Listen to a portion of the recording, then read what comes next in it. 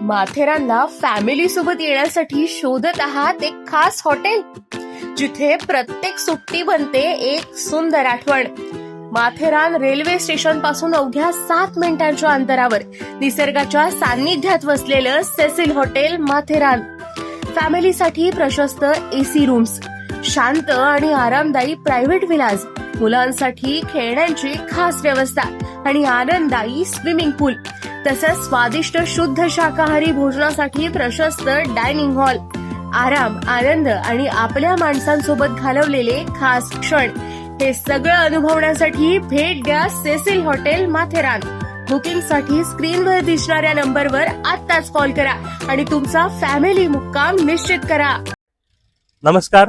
गेल्या 1 वर्षापासून चर्चेमध्ये असलेला विषय जो राजमाता तलावाच्या बॅक साईडला आहे तो अनधिकृत बांधकामाचा विषय आहे. मागच्या वर्षी याच वेळेला ग्रामसभेमध्ये काही हिंदुत्ववादी कार्यकर्त्यांनी या विषय काढला होता आणि त्याला 1 वर्ष होऊन गेला. अजूनही याच्यावरती काही कारवाई झालेली नाहीये. तर आपल्यासोबत आहेत श्याम कदम.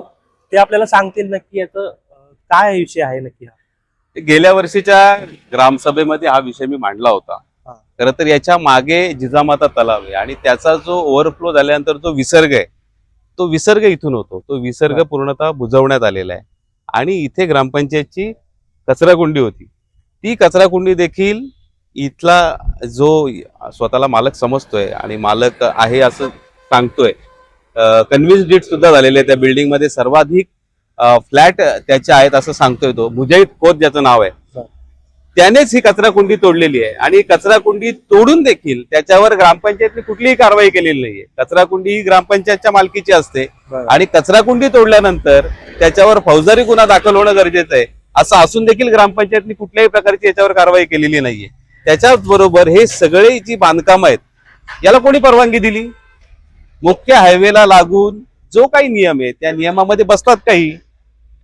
म्हणजे इथे या ग्रामपंचायत मध्ये बसलेले प्रशासक असतील आणि ग्रामसेवक असतील हे नक्की करतात काय?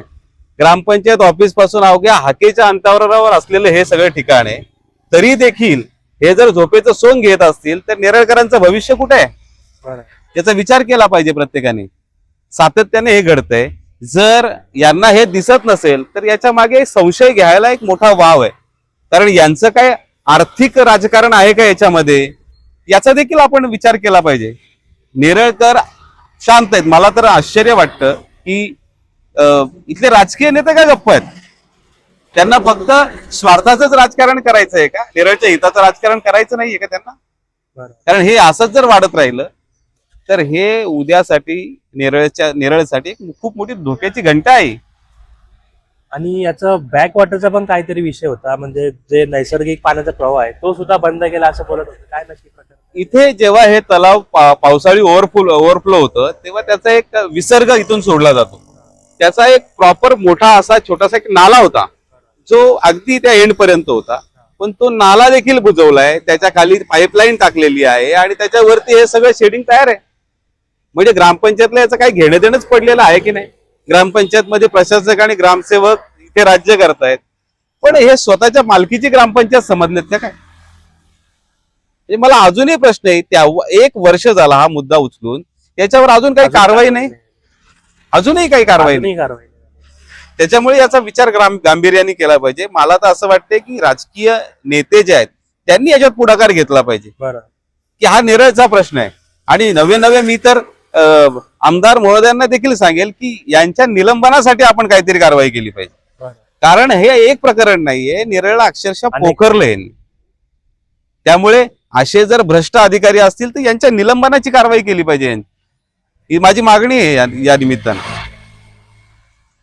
गेले 1 वर्षापासून हे अनधिकृत बांधकाम पाडावं ते याच्यासाठी झगडतात, पण अजूनही याच्यावरती कारवाई होत नाहीये. याच्यावर पूर्णपणे डोळे झाक केली जाते आणि याच्या मागे नेमका कोणाचा हात आहे की त्यांच्या आशीर्वादाने हे सगळं अजून टिकून राहिलंय याचा पण तपास करणं खूप गरजेचं आहे.